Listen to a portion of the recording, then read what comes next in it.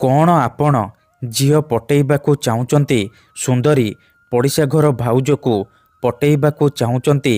ତେବେ ଆଜି ରାତିରେ ବିଛଣାରେ ଶୋଇକି ଏହି ଗୋଟିଏ ମନ୍ତ୍ରକୁ 3 ଥର ପଢ଼ି ଦିଅନ୍ତୁ। ତାପରେ ଦେଖିବେ ଚମତ୍କାର। ମାତ୍ର 5 ମିନିଟରେ ସେ ଝିଅ ବା ବିବାହିତା ନାରୀ ନିଜେ ଆପଣଙ୍କୁ ଫୋନ୍ କରିବ, ନହେଲେ ନିଜେ ଆପଣଙ୍କ ପାଖକୁ ଆସିବ। ଆପଣଙ୍କ ପ୍ରେମରେ ଏମିତି ଦିବାନୀ ହେଇଯିବ କି ପାଗଳି ପରି ଆପଣଙ୍କୁ ଭଲ ପାଇବ। ଏହି ବଶୀକରଣ ସାହାଯ୍ୟରେ ଆପଣ ପଡ଼ିଶା ଘର ସୁନ୍ଦରୀ ଭାଉଜକୁ ପଟେଇ ପାରିବେ। ତାଠାରୁ ନିଜର ମନ ମୁତାବକ କାମ ହାସଲ କରିପାରିବେ। ସବୁଠାରୁ ସହଜ ଏହି ବଶୀକରଣ। ଏଥିପାଇଁ ଆପଣଙ୍କୁ କୌଣସି ପ୍ରକାର କଷ୍ଟ କାମ କରିବାକୁ ପଡ଼ିବନି। କେବଳ ଯେତେବେଳେ ରାତିରେ ଶୋଇବା ପାଇଁ ଯିବେ, ନିଜ ବିଛଣାରେ ଶୋଇକି ଏହି ଗୋଟିଏ ମନ୍ତ୍ରକୁ 3 ଥର ପଢ଼ିଦେବେ। ତାପରେ ଦେଖିବେ ଚମତ୍କାର।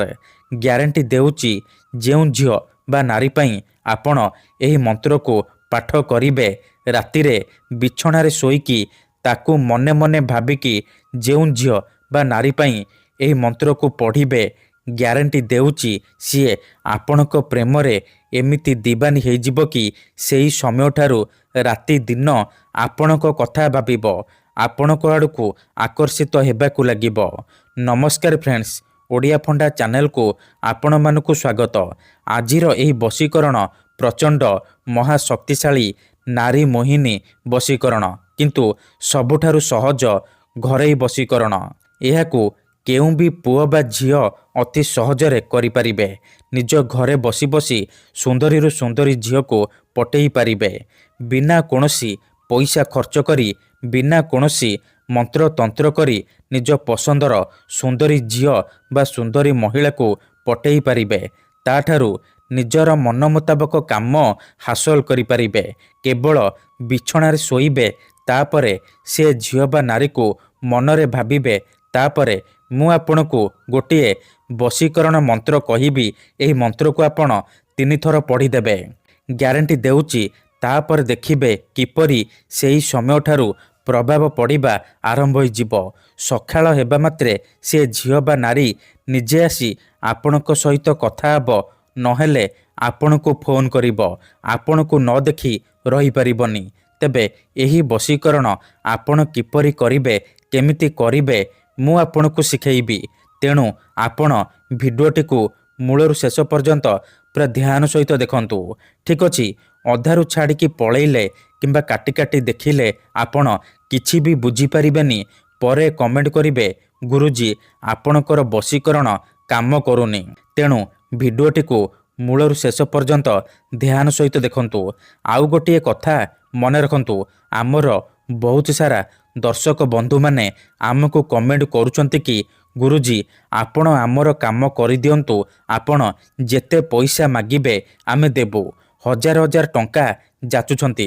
ଦେଖନ୍ତୁ, ଆମର ଏହି ଚ୍ୟାନେଲରେ ଆପଣଙ୍କ ପାଇଁ ଫ୍ରିରେ ବଶୀକରଣ ଭିଡ଼ିଓ ଅପଲୋଡ଼ କରାଯାଉଛି।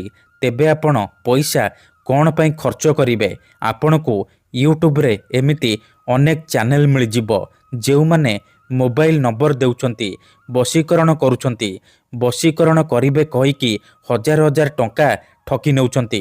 ତେଣୁ ମୋର ଆପଣମାନଙ୍କୁ ଅନୁରୋଧ କି ଆପଣ ଏହିସବୁ ଠକାମିରେ ପଡ଼ନ୍ତୁ ନାହିଁ। ଆପଣ ଭିଡ଼ିଓ ଦେଖନ୍ତୁ, ନିଜେ ଚେଷ୍ଟା କରନ୍ତୁ। ଗ୍ୟାରେଣ୍ଟି ଦେଉଛି ଆପଣ 100ରୁ 100% ସଫଳ ହେବେ।